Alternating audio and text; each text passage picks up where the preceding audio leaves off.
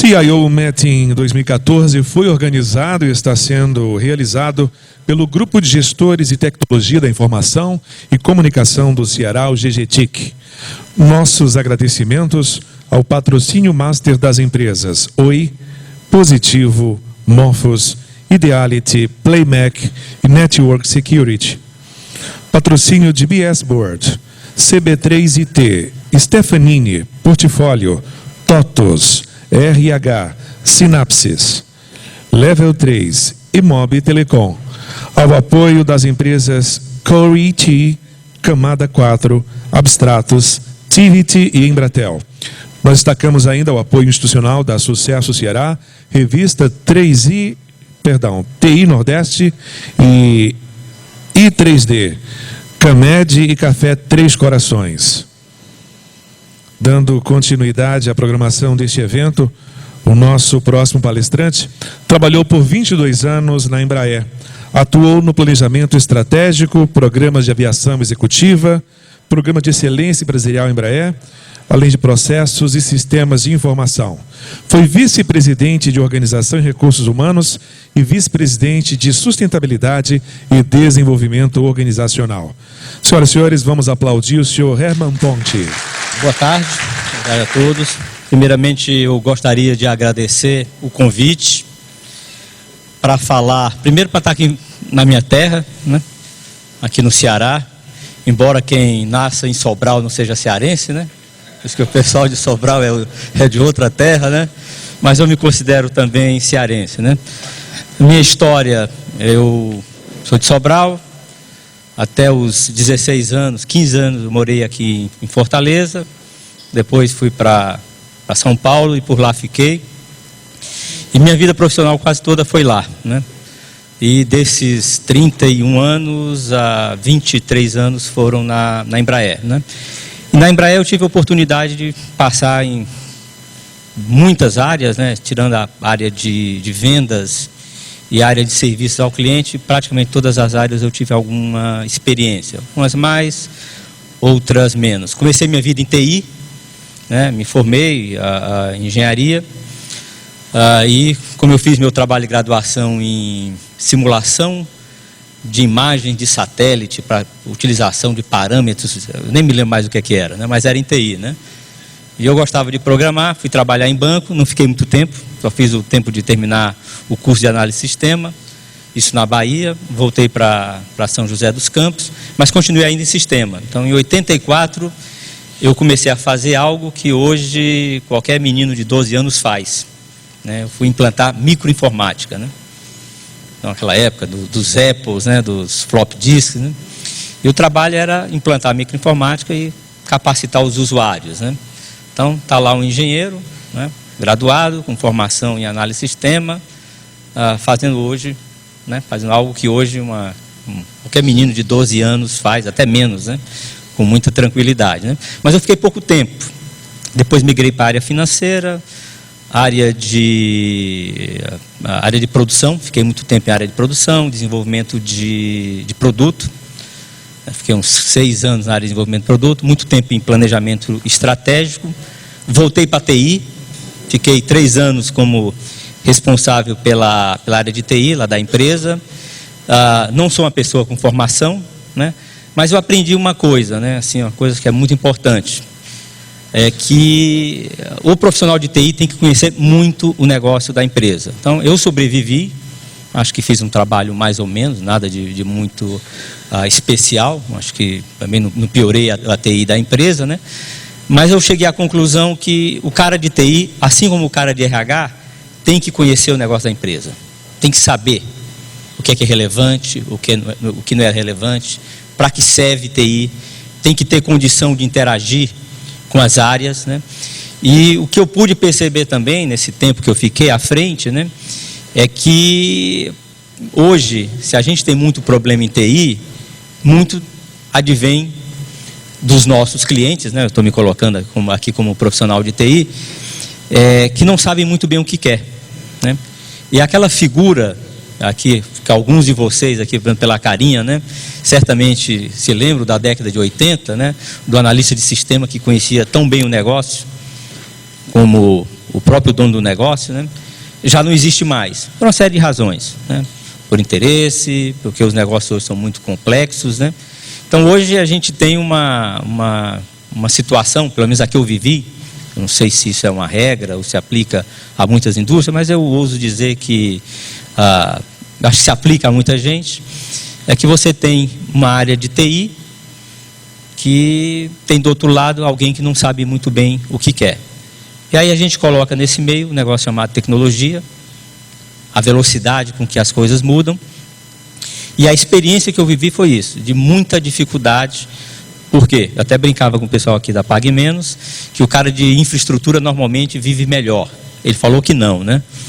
Mas eu acho que o cara de desenvolvimento tende hoje a sofrer muito mais. Por quê? Porque a coisa é muito rápida, né? Aí põe-se nisso a velocidade da mudança da tecnologia, a coisa complica muito, né? Então, a minha vida foi mais ou menos isso, né? E esse convite ele é muito interessante porque ele junta dois assuntos que se fala muito, se escreve muito, eu acho que se conhece muito, em teoria, mas eu acho que a gente não aplica muito bem, que é um assunto chamado liderança, né? Que é uma coisa que a gente quer padronizar, que a gente quer meio que empacotar e que normalmente não tem funcionado, né? E a outra coisa, essa sim, que é realmente muito complicada, é esse negócio chamado gestão de conhecimento, né? A minha última atuação na Embraer, meus últimos 6 anos, eu fui responsável por um programa de excelência. Se der tempo, eu vou até mostrar um pouquinho de resultados, do que é possível se fazer quando a gente engaja as pessoas, que tipo de transformação a gente consegue fazer, né?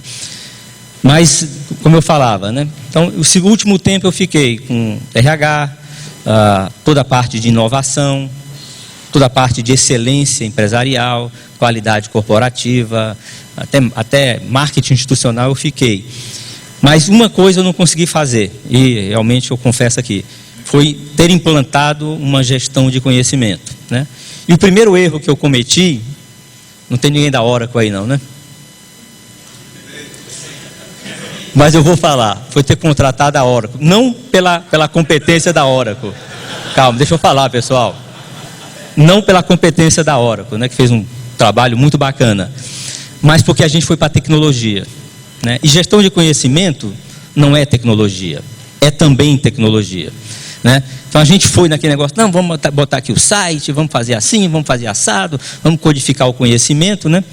E não funcionou. Não funcionou por quê? Porque a tecnologia nesse caso, ela é mais do que em muitas outras situações, ela é um meio. Normalmente a tecnologia é um meio, né? Você vai ter uma contabilidade, uma área de estoque, né? Você vai estar juntando os dados, né? Mas quando o assunto é relacionamento, é troca, né? A tecnologia ajuda. Você põe uma rede social, está aí. Todos nós estamos vendo o tipo de movimentação que o mundo está vivendo, tendo como base a tecnologia, né? Mas quando você vai para o ambiente de empresa, não foi isso o que eu vivi. Pode ser que em algumas outras empresas a coisa funcione melhor. Até porque, por exemplo, o pessoal de TI, estou falando aí quem desenvolve software, ferramentas, né? E o pessoal de consultoria tem feito um bom trabalho nessa área de gestão de conhecimento. Por quê? Porque vive de conhecimento, vive de vender conhecimento, né? Só que você pega um determinado ambiente, tenta trasladar, passar ou reproduzir para outro e as coisas às vezes não funcionam, né? Então eu vou falar de um assunto que eu gosto, que é liderança. Eu acho que é um assunto apaixonante, muito difícil, né? Muito cheio de fórmulas, de padrões. Eu acho que a coisa é um pouco mais complicada do que isso. E de um assunto que eu até li, estudei, mas eu confesso que eu não entendo muito bem, que é a gestão do conhecimento, né? Então, eu estruturei aqui uma apresentação. A ideia não é segui-la fielmente, mas servir como uma base aqui para essa troca. É o amor pelas pessoas que faz a gente... Amor, tamanho do Brasil. Olha a tecnologia aí, beleza? Ops. Como é que... Você... Não, eu tenho que passar aqui, ops. Então, roteirinho, eu vou falar um pouco sobre essa nova era, sobre esse mundo que está aí em transformação. Hoje nós estamos no ano de 2014 e estamos vendo desmembramentos de países, né? Coisa assim que não se falava, não se via já há algum tempo. Ou seja, desde a época da Iugoslávia, tinha dado aquela parada e a gente voltou, né?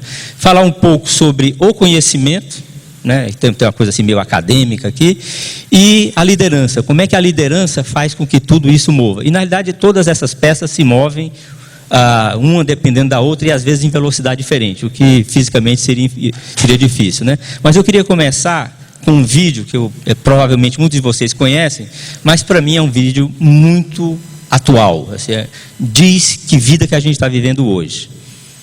Deixa eu ver aqui como é que faz isso. Ops. Como é que clica esse negócio aqui? Aqui. Opa. Acho que muitos de vocês já devem ter visto esse vídeo.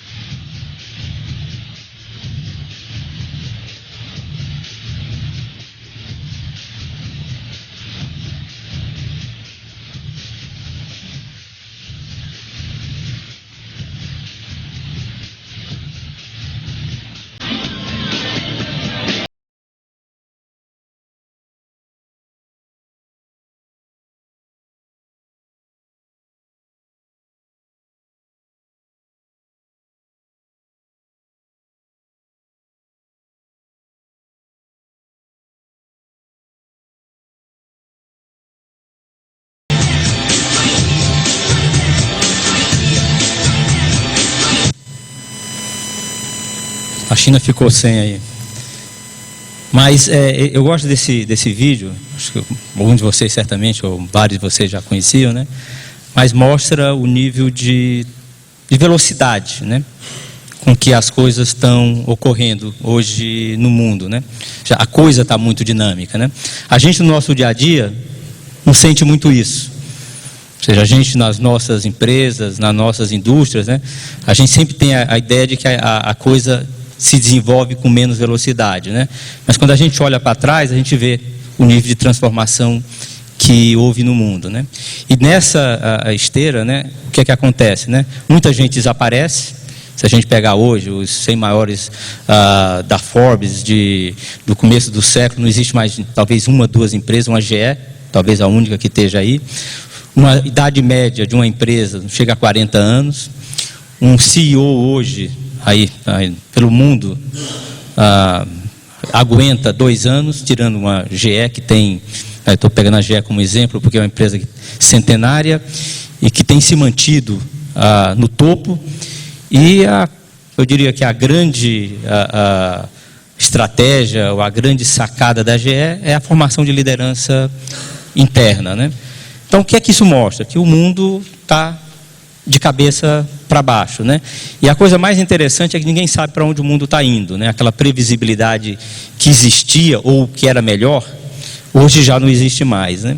Então o que é que a gente vê hoje? Aumenta a complexidade, os problemas são cada vez mais globais, né? Ou seja, hoje a concorrência, se você tirando talvez aí a parte de serviços no Brasil, hoje praticamente em toda e qualquer indústria a gente tem concorrência.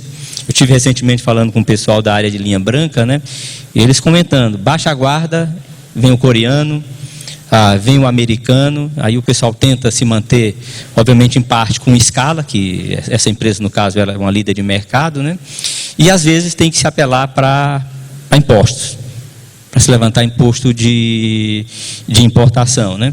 Então mercados mais diversos, o aumento da barra, né? Uma coisa muito complexa hoje, isso aqui, né? Múltiplos resultados econômicos, né? Hoje cada vez maior a pressão para você ter o tal do triple bottom line, ou seja, você ter resultado na parte econômica, na parte social e na parte ambiental. Organizações sem limites, aumenta a demanda pessoa, né? E pulando para algo que hoje, para mim, esse cara aqui, Paul Virilio, é um italiano, né? Um filósofo italiano. Isso aqui, essa expressão ela foi cunhada, talvez na década de 60, né? Ele falando uma coisa muito importante: se tempo é dinheiro, velocidade é poder. Né? Então, hoje, você ocupar um mercado é fundamental. Né? Por exemplo, eu vejo o pessoal da Pague Menos, né? Ou seja, tem uma luta de ocupação de mercado. Né? E aí eu gosto muito do termo chinês para estratégia. Né? Estratégia para o chinês é o uso da batalha na guerra. Então, qual é a guerra? Conquistar o cliente, ocupar o mercado. Né? Isso, qual que é a estratégia? Vou lançar novos produtos, vou lançar uma nova loja num determinado lugar, vou lançar um programa de fidelidade. Mas hoje, o que a gente tem? É isso, hoje o mundo é velocidade. Eu diria que até aceleração. Ou seja, a aceleração é uma taxa de ganho de velocidade. Falar um pouquinho sobre o que é a sociedade do conhecimento, né? Esse termo, né, ele é um termo que tem mais ou menos aí uns 20 anos, né? Já tem o termo da economia do conhecimento, o termo economia da informação, a sociedade da informação. Mas o que é? É uma sociedade que baseia a criação de valor no conhecimento. Se a gente volta, por exemplo, na fase agrária, ou seja, o que está antes da Revolução Industrial, até 1800, 820, a terra era o grande gerador de riqueza. Depois passou a ser o capital. Né?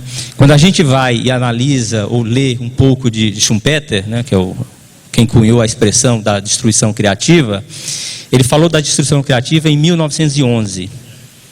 Tá? Então a gente fala hoje de inovação, de destruição criativa, mas o conceito é de 1911. Da mesma forma que o conceito de agregação de valor, do valor econômico, né, o EVA, que muita gente usa, é de 1896, também de um economista italiano. Né? Então o que é que a gente vê? Uma sociedade que cada vez mais tem o conhecimento como o grande gerador de valor, de riqueza, eu diria até de poder, né? Então essa sociedade é a sociedade que a gente está ingressando agora. Nós não vivemos ainda totalmente nessa sociedade. Aqui vale destacar, né, democratização do uso, né, todo mundo usando, né, cada um tem aí certamente 2 celulares, eu tenho 2 aqui no bolso. Um ativo são as pessoas educadas, cada vez mais a gente investir em pessoas, ou seja, sempre foram as pessoas, né? Hoje elas têm um destaque maior. Isso aqui também reflete muito aquilo que eu falei, ou seja, a agricultura era uma coisa cíclica, não sei aqui, só uma curiosidade para vocês, os relógios, eles começaram a ser, o tempo começou a ser linear, no século XIII, no século XIV, quando nas cidades italianas começou a ter um relógio que marcava a hora, né? O tempo sempre foi cíclico. Por quê? Porque era o tempo da colheita, o tempo das estações. Depois ele passa na era industrial para algo mais linear, né? Algo mais linear, mais previsível, né? Eu diria que a grande característica hoje do nosso mundo é não saber para onde ele vai. Eu tenho um amigo que tem uma consultoria lá importante em São Paulo, na área de branding e tal, e ele está pesquisando para onde o mundo está indo. Então, assim, quais são as mutações que estão acontecendo? Ninguém consegue dizer para onde o mundo está indo. Por quê? Porque o nível de conhecimento, ele faz, com a inovação, ele faz com que uma determinada rota possa ser mudada rapidamente. 1 ano, 2 anos, né? Obviamente que existem aqueles grandes movimentos, como os movimentos demográficos, que levam 10, 20, 30 anos para acontecer, que é exatamente o momento que o Brasil vive. O Brasil vive hoje um momento de bônus, onde tem muita gente entrando no mercado de trabalho, mas deve acabar, se eu não me engano, em 2030, né? E esse aqui é o mundo que nós, e aqui vocês, né, como responsáveis por TI, vão ter que viver cada vez mais. É o mundo da informação, é o mundo do dado bruto. E aí entra, né, algo assim que o tempo que eu fiquei em TI, é uma reflexão que eu tinha. Até que ponto o TI vai conseguir evoluir para a tecnologia do conhecimento? Né? Então era informática, era processamento de dados, né? Os mais antigos lembram. Aí depois virou informática, hoje se chama tecnologia da informação. E qual o próximo passo? É a tecnologia do conhecimento, né? Então fica uma dúvida aqui, pelo menos para a reflexão de vocês, né? Então, hoje, como é que se caracteriza a gestão do conhecimento, né? É isso, relações humanas, ou seja, o conhecimento ele é gerado por meio de relações humanas, tá? E esse foi um erro que eu cometi, né? Então, vamos botar aqui um portal, ou seja, vamos botar o portal, vamos colocar as comunidades de prática, vamos tentar explicitar e codificar o conhecimento, mas o conhecimento ele só tem sentido quando ele vira tácito, quando ele é internalizado. E ele só tem valor quando ele é usado. Porque estoque de conhecimento é exatamente estoque de remédio. Se o remédio está lá parado, não é para nada. Ele serve na hora que ele é comprado e efetivamente usado, né? Então, a atividade da gestão do conhecimento é conectar pessoas. Então, esse foi depois do aprendizado. Depois que eu saí, o pessoal ficou mais esperto. E aí, o que aconteceu? Vamos usar as mídias sociais para que haja a transmissão do conhecimento. E muito, eu diria em qualquer indústria, né, mas na indústria que eu trabalhava, é você reusar. Então, hoje, eu ouso dizer que leva menos tempo um engenheiro reprojetar um suporte para uma determinada peça do que ele procurar e achar o suporte. Então, o que acontece com o tempo? Você cria milhares de suportes diferentes, com materiais diferentes, né? Então, muito do trabalho que a gente tem para o conhecimento é acessar o conhecimento que existe, né? E aqui, acho que é muito importante, aí a gente já começa a falar de liderança, né? E essa nova liderança que a gente está falando, essa liderança que transforma, né? É dar poder para as pessoas, né? Hoje, eu diria o seguinte: empresas, organizações de uma forma em geral, que acham que vão conseguir, ou líderes que acham que vão conseguir dizer o que as pessoas têm que fazer, eu vou mostrar um pouquinho mais à frente, né? O que é que se espera de um líder? É um cara que está fadado a não dar o resultado contratado, né? Aqui o foco da liderança, né, que é como uma recomendação: estabelecer a cultura que respeite o conhecimento, reforce o compartilhamento, né, e retém as pessoas, né? Se você pega, não sei se vocês viram lá, uma pessoa que fica 3, 4 anos numa empresa, 2, 3, 4 anos, quando ela sai, ela leva o conhecimento, né? E hoje é um problema muito sério de empresas que amadureceram, né? A própria Embraer tinha muito esse problema. Ou seja, é um cara que, só te dar um exemplo aqui, tinha uma determinada peça que tinha 2 pessoas que sabiam fazer. Havia determinadas tecnologias que tinham 2 pessoas que conheciam. Então, quando essa pessoa saísse, acho que a empresa acordou antes, né, para que fizesse a retenção, a passagem desse conhecimento, né? Então, o que acontece aqui? Tem que ter essa retenção das pessoas, né? Assegurar, obviamente, que todo mundo que esteja em posição de liderança reforce, né? Porque não adianta. Isso eu já vi acontecer, inclusive, no meu último cliente, né? Se não tiver a batida do presidente, do primeiro homem da empresa, se essa pessoa não fizer com que isso desça em todo, né, o espectro, em toda a cadeia de liderança, a tendência é que as coisas morram por inanição. Aqui um pouquinho para vocês refletirem, né? Isso aqui passa muito pelo trabalho aqui de vocês, dados que viram informação, uma vez que elas têm significado, são organizadas, que viram conhecimento e, obviamente, quando é usado com a inteligência, ou seja, quando vira projeto, é que você cria valor, né? Aqui são os processos, eu não vou aqui entrar em detalhe, né? Mas só para ver quantos processos existem na gestão do conhecimento. E boa parte desses processos, eles independem de TI. Ou seja, é muito processo de organização, muito processo de comunicação. E aí entra mais uma vez o papel da liderança, né? Isso aqui é só um detalhe aqui meio acadêmico, né? Do Nonaka, um japonês, que mais escreveram, né? E mais criaram nessa área de gestão do conhecimento, né? Que é o conhecimento, né? Ou ele é tácito ou ele é explícito. Ou ele está dentro da cabeça da gente ou ele está codificado em algum lugar. E qual o grande segredo? É fazer com que essa coisa funcione. Ou seja, com que o relacionamento entre as pessoas, elas possam fazer a transmissão do tácito para o tácito, que a codificação do conhecimento ela aconteça. E isso não vai acontecer naturalmente. Então, na empresa que eu trabalhei por muito tempo, isso não era muito claro. O pessoal do anteprojeto, só agora, muito recentemente, começou a codificar o conhecimento de como se deve projetar um avião. Ou seja, pelo menos toda a parte inicial de concepção de avião. Era o que estava na cabeça das pessoas. Então, sai um cara de 20, 30 anos de empresa, ele levou o conhecimento. Aí se voltou para o velho ábaco, ou seja, vamos traçar as curvas, ou seja, vamos pegar isso e fazer com que uma pessoa jovem, um engenheiro bom, acho que em qualquer lugar, um bom analista, é no mínimo 7 anos, para você ter uma pessoa boa. Não tem velocidade, olha, não, o cara vai estar bom em 2 anos, isso não existe, ou pelo menos eu nunca vi. Então aqui basicamente é um pouco da teoria, né?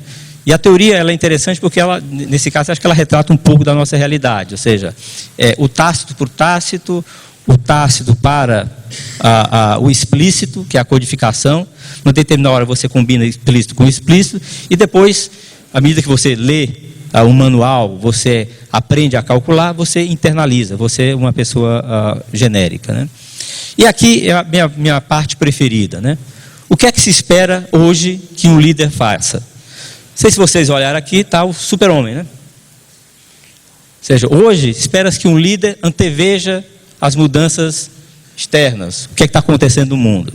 Espera-se que um líder monitore o ambiente político, o ambiente econômico, o ambiente social, o ambiente regulatório, né? Todos nós vivemos em alguma indústria que mais ou menos são reguladas, né?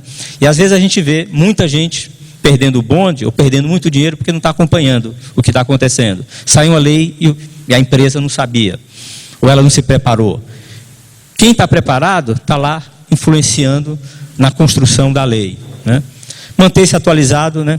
Acompanhar o desenvolvimento do ambiente social trabalhista, tá? No Brasil, seríssimo, impostos, então, nem pensar. Desenvolver o planejamento estratégico, desenvolver os planos, desdobrar, acompanhar a execução dos planos, antever as necessidades do cliente, promover a satisfação dos clientes, desenvolver novos produtos, melhorar a qualidade dos produtos, desenvolver lideranças, reter talentos, desenvolver as pessoas, promover a motivação, melhorar o ambiente de condição de trabalho, melhorar o clima organizacional. E só tem um aí, assim, explícito, para a gestão do conhecimento. A gestão do conhecimento é um tópico, obviamente que ele depende de uma série de outros aspectos, que eu citei ali anteriormente, né? Mas é um tópico dentro daquilo que a liderança tem que fazer.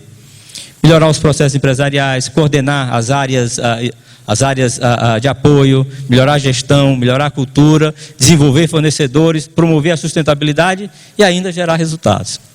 Então, é praticamente hoje impossível um líder sozinho querer controlar, comandar e coordenar a equipe sozinho para fazer esse tipo de trabalho, né? Eu diria o seguinte: um líder que consegue fazer tudo isso é exceção hoje.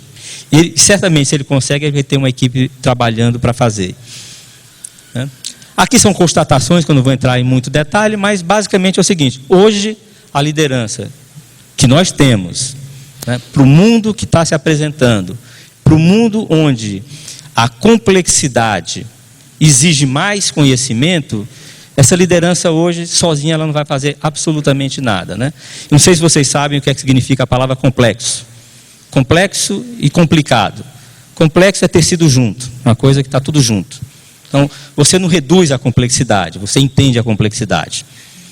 Complica vem de com, né, que é junto, e plica, é com dobras. Então, você descomplica uma coisa.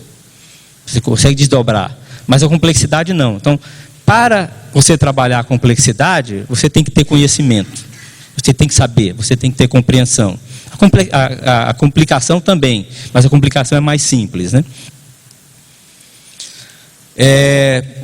Aqui, tem falhado em engajar as pessoas, ou seja, normalmente, né, quando a gente vê essas avaliações que são feitas das melhores empresas para trabalhar e tal, a gente vê que, eu vou falar um pouco da minha vivência. Em 2006, o nível de favorabilidade da Embraer era de 40%. Né? 40% das pessoas estavam felizes ou engajadas com a empresa, né? Então, depois de 6 anos, a empresa chegou em 80%. Eu conheci uma empresa recentemente, a Electrus, em São Paulo, uma companhia de energia, que tem 94% de clima, né, como se mede, né? Então, o que é que a gente tem visto hoje? Tem falhado em impor uma estrutura flexível. A liderança atual, ela tem usado estruturas ultrapassadas. A liderança, se a gente mantiver o mesmo tipo de modelo, ela vai tender a minar o futuro da empresa. Por quê? Porque as novas lideranças, uma nova forma de liderar, dificilmente vai acontecer. Organizações continuam ainda a buscar esse grande líder, o salvador da pátria. Eu não acho que haja salvador da pátria, né? Ou seja, você pode segurar um salvador da pátria durante algum tempo, né? E mesmo o que a gente acaba observando é que à medida que a empresa vai mudando, as lideranças vão mudando, os tempos vão mudando. E mais uma vez eu trago o exemplo da GE. A GE, até uns 4, 5 anos atrás, um pouco mais, né? Ela tinha como seu grande líder, né, o Jack Welch, todo mundo já conhece, todo mundo já leu, né? Mas quando a gente olha a história da GE, a GE teve, se eu não me engano, uns 10, acho que não chegam a 10 líderes, o tempo todo que ela existe, né? E o Jack Welch é considerado, acho que é o 5º líder, né? O Jeff Immelt, que é o líder atual, já tem um estilo completamente diferente do Jack Welch. Aqui vou passando aqui, até porque o meu tempo já acabou. Queria mostrar aqui um pouco da nova liderança, né? Então, o que é essa nova liderança? Habilidade de facilitar, promover o trabalho em equipe, ter paixão pelo aprendizado, dedicar-se aos outros, ter habilidade em transformar ideias, pessoas e a si próprios. A liderança é a liderança transformadora. Então, tudo aquilo que a gente falou aqui, o que eu falei sobre conhecimento, ela não existe, ela não se sustenta se não tiver esse tipo de liderança. Essa liderança que agrega e que tenta extrair o melhor das pessoas, né? Aqui, só passando, depois eu vou deixar o material com vocês. Então, no fundo, resumindo, o que é a liderança transformadora, né? É uma liderança que trabalha com pessoas e não sobre pessoas, né? Então, por onde começar? Primeiro, mudando a percepção do que a gente tem de líder, né? Que esse líder que salva, que resolve tudo, não existe. Tem que ter trabalho de equipe, ninguém faz nada sozinho. Alterar os valores da empresa, né? E principalmente, isso aqui eu tirei de um vídeo do pessoal da Boston Consulting Group, né? Que cada vez mais a liderança tem que ver, antecipar a mudança, ter diversidade na sua rede de formação e ser principalmente corajoso para abandonar as práticas do passado que normalmente são muito confortáveis. Ninguém constrói uma empresa, uma organização olhando para o passado. A gente olha para o passado para manter os valores, para entender a história da empresa e aprender com os erros, né? Mas o passado não é um bom guia para o futuro. Então, basicamente, eu iria mostrar até um pouco do vídeo da transformação que aconteceu na Embraer. O tempo, infelizmente, acabou. Então, estou aberto aqui a perguntas.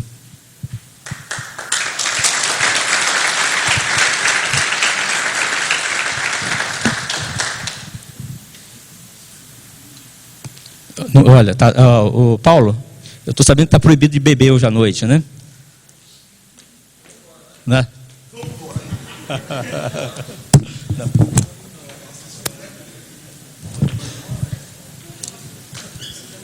A pergunta é do Bruno Miranda.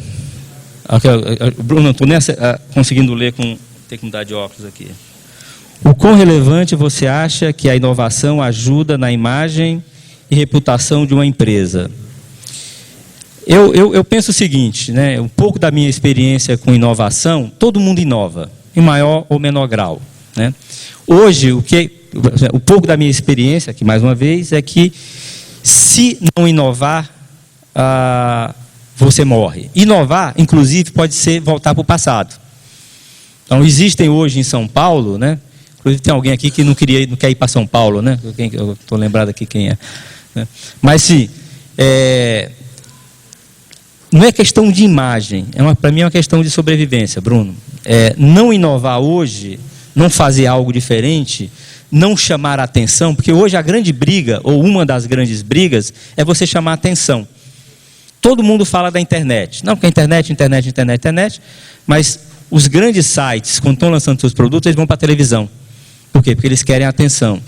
Então, hoje, inovar para mim é uma prática que tem que ser tão comum quanto fazer um lançamento contábil.